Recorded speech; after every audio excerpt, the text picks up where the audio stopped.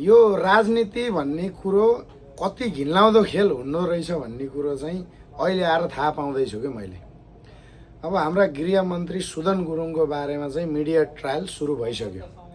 अब इक्जाम्पलको लागि भन्ने हो भने मेरो 5-6 वर्ष पुरानो भिडियोहरू 2-4वटा नराम्रा भिडियो पनि होलान्, त्यो खोज्दाखेरि मैले पनि भेटाउँदिनँ कि अहिले।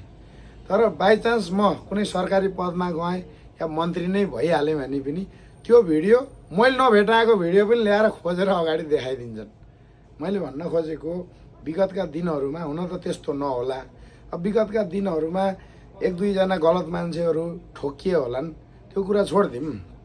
अहिले जो गरिरहेछन् त्यो राम्रो गरिरहेछन्। यदि हामीले नेपालको देशको भलो चाहने हो भने यस्ता मिडिया ट्रायल नगरौँ, किनकि हरेक मान्छेको जिन्दगीमा सानातिना मिस्टेकहरू अन्जानमा जानेर भइरहन्छन्।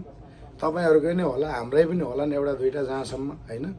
तर यतिको गृहमन्त्री पाउन हामीलाई गाह्रो छ। त्यसैले यदि देशको भलो चाहने हो भने अब नेपाल सरकारलाई र यो लगभग 2/3 सरकारलाई राम्रोसँग काम गर्न दिउँ। अब गलत काम गऱ्यो भने चाहिँ खबरदारी गरौँ। पुराना कुराहरू कोट्टाएर काम छैन।